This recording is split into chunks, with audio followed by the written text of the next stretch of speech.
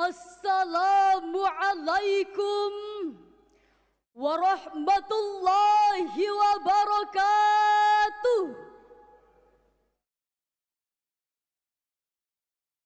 Alhamdulillahilladzi arsala rasulahu bil huda wa dinil haqq liyuzhirahu 'ala ad-dini kullihi wa kafaa billahi syahida. As-salatu wassalamu ala habibina al-mustafa wa khatamil anbiya wa ala alihi wa ashabihi wa man tabi'ahu bi ihsanin ila yaumil jaza. Amma ba'd. Dewan Hakim yang arif dan bijaksana, hadirin sebangsa dan setanah air yang berbahagia. Profesor Rainal Kasali, seorang praktisi bisnis sekaligus guru besar ilmu manajemen Universitas Indonesia, dalam pengantar bukunya yang berjudul The Great Shifting, halaman 8 Romawi menjelaskan, saat ini kita sudah berada di era disrupsi, di mana sebuah era dengan perubahan yang terjadi secara bertubi-tubi dan tak pasti, yang ditandai dengan kemajuan industri teknologi, terutama teknologi komunikasi. Menurut beliau, hal ini sangat berdampak pada pola interaksi dan komunikasi yang terjadi saat ini, karena ekosistem digital mengambil peran penting antar koneksi satu dengan lainnya. Kini manusia bisa terhubung kapanpun, dimanapun dan dengan siapapun jika mampu memanfaatkan teknologi digital. Namun sebaliknya, jika kita tidak memiliki kemampuan untuk memanfaatkan teknologi digital, maka akan terasingkan dan diasingkan oleh keadaan. Fenomena ini terlihat seperti bangkrutnya pasar-pasar tradisional, pedagang-pedagang konvensional, bahkan abang ojek yang mangkal secara manual, karena semuanya dialihkan secara virtual dan digital. Betul hadirin? Hadirin, berdasarkan data Hootsuite yang bertajuk Digital 2021, terungkap bahwa jumlah pengguna internet mencapai angka 202,6 juta jiwa dari jumlah populasi sebanyak 274,9 juta jiwa. Artinya, sebanyak 94% lebih masyarakat mengakses internet melalui gadgetnya. Memang teknologi digital ini pada prinsipnya sangat membantu untuk mencapai tujuan yang bersifat bebas nilai. Jika dimanfaatkan untuk bermuatan dakwah Islamiyah, maka akan sangatlah potensial. Sehingga dakwah tidak lagi berjalan secara konvensional dengan jangkauan lokal dan parsial, melainkan dengan memanfaatkan teknologi digital, dakwah mampu menjangkau mad'u secara global dan universal. Jika hal ini dibiarkan hadirin,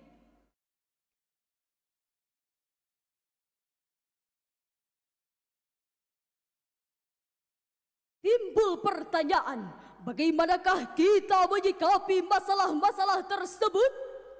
Sebagai jawabannya, mari kita renungkan firman Allah dalam timbul pertanyaan, bagaimanakah kita menyikapi masalah-masalah tersebut? Sebagai jawabannya, maka pada kesempatan kali ini kami akan menyampaikan sebuah syarahan Al-Quran yang berjudul Menggagas Paradigma Baru Dakwah di Era Digital, dengan rujukan Al-Quran Surah An-Nahl ayat 125. A'udzu billahi minasyaitonir rajim.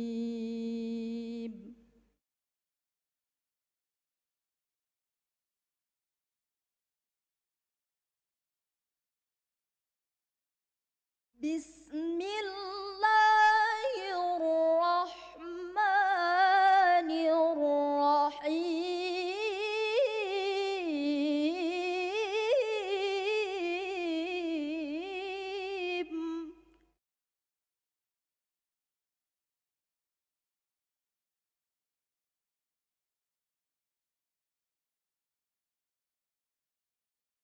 Ud'u ila sabili rabbika bil hikmati wal mau'izatil hasanati wajadilhum billati hiya ahsan.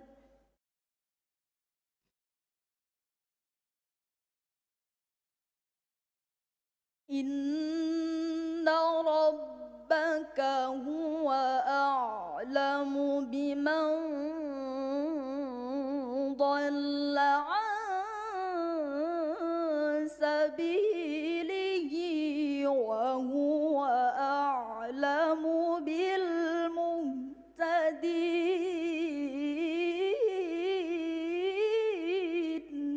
Hamba berlindung di bawah kekuasaan Allah dari usikan setan yang terkutuk. Dengan menyebut nama Allah yang Maha Pengasih lagi Maha Penyayang. Serulah manusia kepada jalan Tuhanmu dengan hikmah dan pengajaran yang baik. Dan berdebatlah dengan mereka dengan cara yang baik. Sesungguhnya Tuhanmu, dialah yang lebih mengetahui siapa yang sesat dari jalannya, dan dialah yang lebih mengetahui siapa yang mendapatkan petunjuk. Dewan Hakim yang arif dan bijaksana, hadirin yang berbahagia. Dalam kajian ilmu balaghah, ayat ini menggunakan gaya bahasa kalam insya talabi dalam bentuk amar, yakni instruksi atasan kepada bawahan, yaitu perintah Allah Subhanahu wa Ta'ala kepada Rasulullah dengan umatnya untuk menegakkan dakwah. Sedangkan ada 3 dakwah yang diajarkan Allah melalui ayat ini. Yang pertama, dakwah bil hikmah. Menurut Imam Al-Qurtubi dan Imam Al-Baghawi, dakwah bil hikmah yang dimaksud adalah Al-Quran sebagai way of life. Sedangkan menurut Imam As-Sa'di adalah kullu ahadin ala hasabi halihi wa fahmihi wa qawlihi wa qiyadih. Setiap orang harus didakwahi sesuai dengan kapasitas dan kualitasnya. Sehingga Profesor Hamka dalam bukunya Prinsip dan Kebijaksanaan Dakwah Islam halaman 67 menegaskan bahwa dakwah bil hikmah harus didasari dengan kebijaksanaan yang terlahir dari kesopanan dan kesantunan untuk membuka hati dan jalan pikiran untuk menerima kebenaran. Hadithun nas bima ya'rifuna atuhibbuna ayyukadzaballahu wa rasuluh. Berbicaralah kepada manusia sesuai dengan kemampuannya. Apakah engkau suka mereka mendustakan Allah dan Rasulnya? Demikian penjelasan Sayyidina Ali radhiyallahu an sebagaimana diriwayatkan oleh Imam Bukhari. Yang kedua, dakwah wal mau'izatil hasanah. Menurut Imam Ibnu Katsir, Mau'izah hasanah adalah bima fihi minaz zawajir wal waqani'i bin nasi dzikruhu liyahdharu ba'sallahi ta'ala. Sebuah pendekatan yang berbentuk larangan dan berbagai peristiwa agar sadar datangnya siksa Allah. Sedangkan menurut Profesor Dr. Wahbah Az-Zuhaili dalam tafsirnya Al-Wajiz, Mau'izah hasanah adalah menekankan pendekatan menggunakan edukasi dan komunikasi yang ramah, santun serta penuh dengan kelembutan, dengan ucapan yang menyejukkan hati dan menenangkan jiwa. Dan yang ketiga, dakwah dengan mujadalah. Jadal berarti berdiskusi atau mengedepankan kualitas argumen dan menjauhkan sentimen. Imam Ali As-Sabuni dalam kitabnya Safwatut Tafasir memberikan catatan penting bahwa dalam perdebatan dakwah itu kita harus berorientasi pada kebenaran, bukan menunjukkan kehebatan, apalagi hanya sebatas ketenaran. Imam Asy-Syafi'i pernah berpesan, "Ma nazartu ahadan qattun 'alal ghalabah." Sekali-kali tidaklah saya berdebat karena ingin menang semata. Hadirin rahimakumullah. Ketiga pendekatan dakwah yang sudah kita jelaskan tadi sebagai pedoman dari Allah Subhanahu wa Ta'ala yang harus kita pahami dan kita amalkan sebagai tuntunan dan tantangan zaman. Apalagi di era digital seperti sekarang ini, jujur kita akui, konten-konten di media sosial masih didominasi nuansa saling membenci, porno aksi dan pornografi, saling mencaci maki, bahkan sebagai lapak memasarkan ideologi kanan dan kiri. Na'udzubillahi min dzalik. Hadirin, hal ini terbukti bahwa menurut Asosiasi Penyedia Jasa Internet Indonesia bahwa dalam rentang 2 tahun terakhir, tepatnya di era wabah pandemi, ternyata hadirin, konten-konten yang paling banyak dicari oleh masyarakat di negeri kita tercinta ini adalah film, drama dan musik, olahraga dan kuliner. Sedangkan konten dakwah berada di urutan ke-7 setelah tutorial gym dan dunia gosip. Jika ini selera pasarnya hadirin, berarti kemasan dakwah digital harus lebih kreatif, inovatif, edukatif, argumentatif, tapi dalam kemasan rekreatif. Inilah hadirin model dakwah tontonan yang akan menjadi tuntunan. Timbul pertanyaan, bagaimanakah Al-Quran menyikapi masalah-masalah tersebut?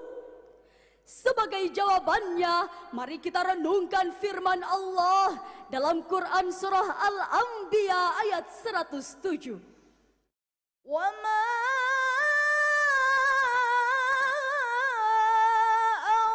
arsalnaka illa rahmatan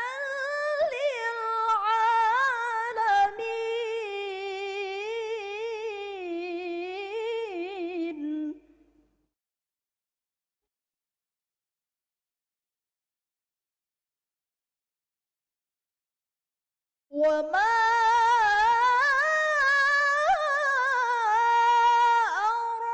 أَرْسَلْنَاكَ إِلَّا رَحْمَةً لِلْعَالَمِينَ.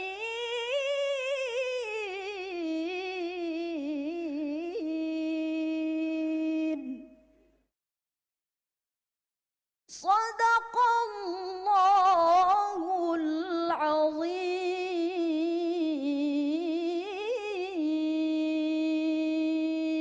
Dan kami tidak mengutus engkau ya Muhammad, melainkan untuk menjadi rahmat bagi seluruh alam. Maha benar Allah dan maha agung dengan segala firman-Nya. Dewan Hakim yang arif dan bijaksana, hadirin yang berbahagia. Dalam kajian semantik, ayat ini menggunakan gaya bahasa qasr, yakni penghususan atau pengistimewaan. Secara istilah, qasr adalah taksis amrin bi akharin bi tariqin makhsusin, yaitu menghususkan sesuatu yang lain dengan jalan tertentu. Sehingga dapat kita fahami bahwa melalui ayat ini Allah Subhanahu wa Ta'ala mengungkapkan keistimewaan dakwah Islam yang telah dibawa oleh Nabi Muhammad sebagai rahmatan lil alamin. Hadirin rahimakumullah, menurut Imam Ibnu Manzur dalam kitab Lisanul Arab, kata ar-rahmah bermakna ar-riqqatu wa ta'attuf, yang berarti isfat rahmat menghadirkan kelembutan dan rasa iba terhadap sesama makhluk Allah yang mendapatkan hidayahnya. Imam At-Tabari ketika menafsirkan ayat ini menjelaskan, rahmatul li jami'in nas, faman amana bihi wa sadaqa bihi sa'ada, wa man lam yu'min bihi salima, luhiqal umamu minal khasafi wal gharaqi. Rahmat bagi seluruh manusia, maka barang siapa yang menerima dakwah dan beriman, sesungguhnya baginya kebahagiaan di dunia dan akhirat. Namun jika mereka belum menerima dakwah dan belum dianugerahi keimanan, maka ia mendapatkan rahmat dalam bentuk keselamatan yang telah didahului oleh umat-umat terdahulu. Dalam sebuah hadis yang diriwayatkan oleh Imam Bukhari nomor 369 menjelaskan, innama ana rahmatun muhdatun, bahwa Rasulullah sallallahu alaihi wasallam hadir sebagai rahmat untuk semesta alam. Dengan demikian, syarahan tadi dapat kita ambil kesimpulan bahwa dakwah harus terus mengalir bagaikan air dari dataran tinggi ke dataran rendah untuk menyirami keringnya peradaban manusia. Sebagaimana air, dakwah pun harus mampu beradaptasi sesuai dengan kemajuan sains dan teknologi. Oleh karena itu, kita hadirkan dakwah yang menggugah dan ramah, dakwah yang menginspirasi bukan yang menghakimi, dakwah yang mengajak bukan yang mengejek, dakwah yang menunjukkan Islam humanis bukan Islam teroris, Islam rahmatan lil alamin. Amin, amin ya rabbal alamin. Sebelum kami menutup syarahan kali ini, izinkan kami menyanyikan sebuah lagu yang dipopulerkan oleh Nasidaria yang telah kami ubah sedikit liriknya. Zaman sekarang kerja serba mesin, berjalan berlari menggunakan mesin. Manusia tidur berkawan mesin, makan dan minum dilayani mesin. Sungguh mengagumkan zaman sekarang, namun demikian penuh tantangan. Demikian syarahan yang dapat kami sampaikan, kurang dan lebihnya mohon dimaafkan. Hasbunallahu wa ni'mal wakil, ni'mal maula wa ni'man nasir. Wassalamualaikum warahmatullahi wabarakatuh.